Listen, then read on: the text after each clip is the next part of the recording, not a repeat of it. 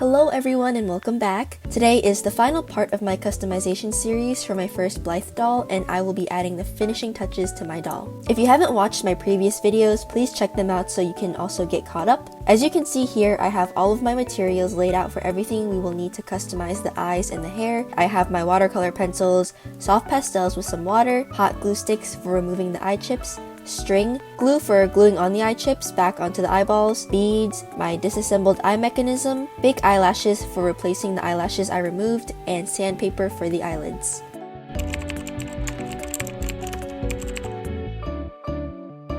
So to start off, I stuck some glue sticks onto the eye chips for each eyeball. I cut each stick in half so I wouldn't waste glue and so I could get a better grip on the sticks.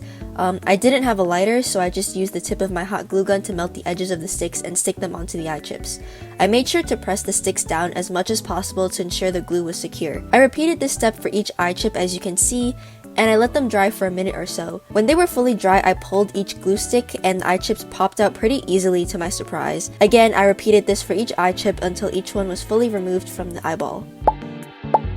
I ultimately decided that the eye chips I bought were too light compared to my eyes, so I wanted to print my own pupils and attach them onto the chips. And thankfully, I got my eye chips off of AliExpress, so the existing eyes were pretty easy to peel off of the plastic chips. I needed 8 eye chips for my doll since the eye mechanism has 4 settings, so I just went ahead and chose the colors I knew I would not be using at all and peeled off the eyes. I made a document on my computer with 2mm wide printable eyes and I just printed them out. And my printer at home is a little wonky, so the colors didn't come out perfectly, but I was still satisfied. I wanted to use the dark brown eyes because my eyes are dark, so I began cutting them out.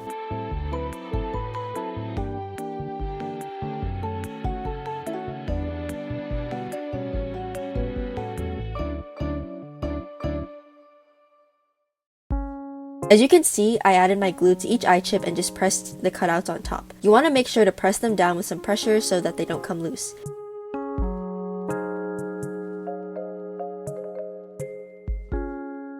I then sanded the edges of the eyes to get rid of the excess white paper. My eye chips ended up looking like this. I basically repeated this process for each eye chip. When I was finished with my eyes, I began gluing the eye chips back into the empty eyeballs, and I applied my glue around the edges of the eye chips and stuck them into the sockets, making sure to press down hard.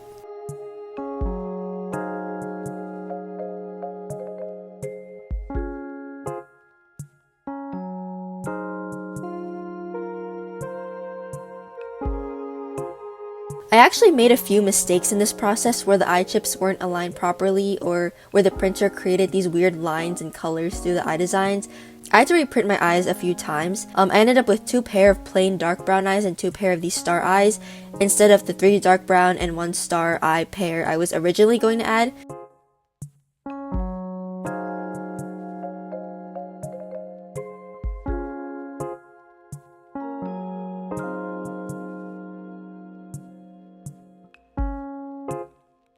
And this is what the final eye mechanism looks like with all of the eye chips glued in. They look so cute and definitely a lot more accurate to my eye color in real life.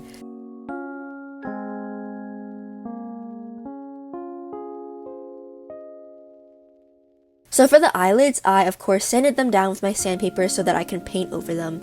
And I started off with my 800 grit and I slowly moved up to 2000 grit, sanding until all of the gloss was entirely removed.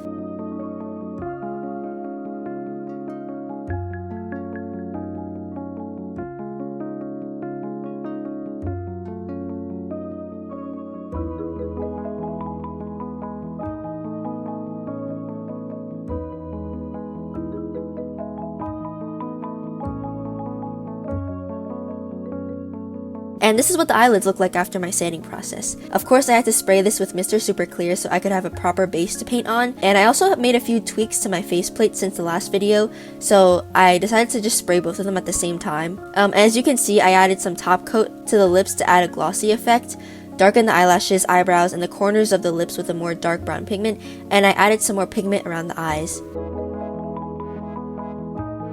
This is what the eyelids look like after sealing, and I began to paint the eyelids with this nice pink color to match the rest of my faceplate.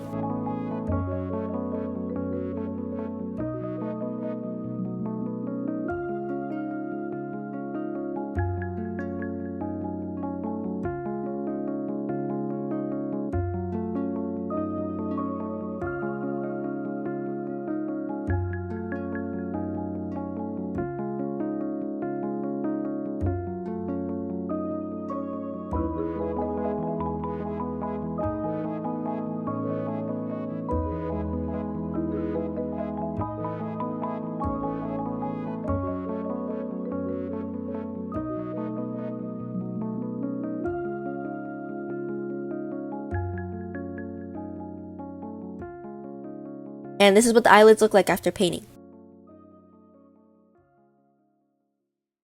I then started adding my fake eyelashes to the eyelids using tweezers since the eyelashes they came with were too thick and doll-like in my opinion.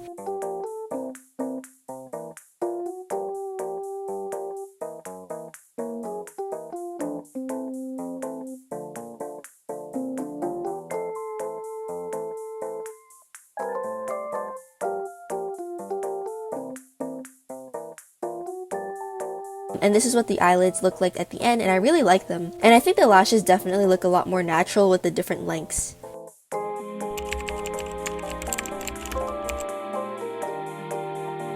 So for the hair, I basically washed it with a little bit of shampoo and conditioner, but I wasn't able to film this part because I accidentally dropped my phone into the water. But after I finished, I took the hair piece out of the sink and dried the hair with a towel. I then brushed it to get rid of all of the loose and tangled hair because some of the hair was falling out. And then I realized that the hairline was still pale and did not match the skin color of my faceplate, so I had to go back and sand it and paint it to match my skin tone.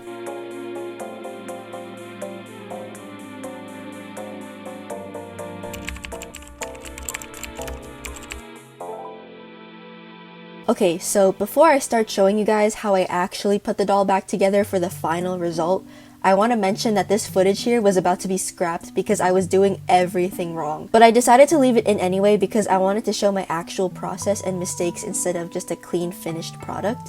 But basically the string I bought and have been showing you guys was way too thick for the holes in the eye mechanism because I bought 2mm string instead of 0.8mm. So here I was trying to use this sewing thread that I had as a replacement, but it was way too thin, so I started layering them together, but you'll see why this didn't work either in a second. I was also having so much trouble tying the string so that it would stay, and you can even see that I tried using a bead as a stopper, but it was peeking out through the corner of the eye and it was bothering me so much. I attached the eyes back to the faceplate and the scalp, screwed the eyes back on with the 2 screws and the white mechanism, and threaded my strings through the holes at the back of the head. I then attached everything back together by sandwiching the body between the faceplate and the back of the head and pressing everything together to make sure everything was secure. Next, I screwed the 3 screws back on the head to secure the faceplate. I even decorated the pull strings with these star beads, and you can see here I thought I was basically finished. I put the clothes back on the doll and I even added the final accessories, and I was really excited to finally be done. But then I tried testing the eye mechanism and it just did not work. It turns out that I threaded the beads too compactly without leaving any room on the string, and then the pull string just snapped, and it just snapped and came apart. So I had to take apart the doll all over again and buy actual sturdy and thin string. So I went ahead and I bought 0.8mm jewelry string, and it thankfully fit through the 2 holes. These were also way easier to tie to the eye mechanism, as you can see in this clip. I was able to easily tie a few knots on the bottom string and secure it to the eye mechanism. I then threaded the top string through the hole, and I was easily able to tie that as well. I was so grateful because figuring out the pull strings and the eye mechanism was giving me such a hard time, and the previous footage was basically me spending hours upon hours trying to fix everything. And I literally had to put together and take apart this doll almost 2 or 3 times. But finally, I was able to get proper string, and here's me testing out the eye mechanic, and it finally works and the eyes look so adorable.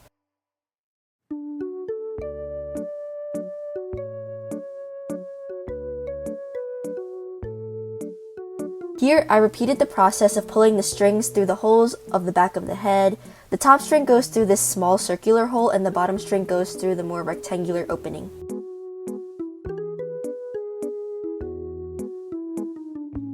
I sandwiched the body between the 2 plates again, and I just pressed everything together until everything snapped into place and everything was secure.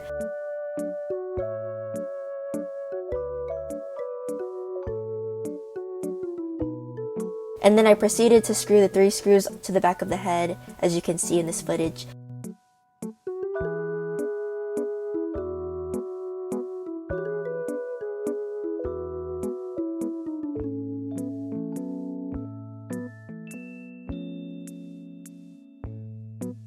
And here's what the back of the head looks like when everything is finished.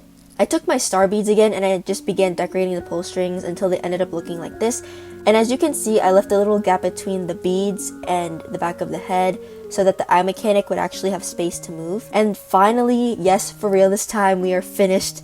I love the way she turned out even though the whole process took so much trial and error, and I definitely see an improvement in the faceplate compared to the original doll, and I am just so happy that I was able to make her look like me. I also love the way her eyes turned out, and I love the new eye chips I added in. I think they're so adorable and unique, and they also match my eye color, which is perfect. Anyways, I want to thank you guys for watching my journey creating this doll. It was so much fun, and I really liked trying something new. Even though it took so many tries to get it right, the whole process was a great learning experience, and I definitely will be customizing more dolls in the future. If you guys want to see more doll customizing content, please subscribe and stay tuned for more videos. I definitely will be posting more during summer vacation when I actually have time for my hobbies, and I hope to be able to refine my techniques a lot more, especially when it comes to carving and painting. But that's it for now. Thank you guys so much for watching, and I will see you in the next one. Bye!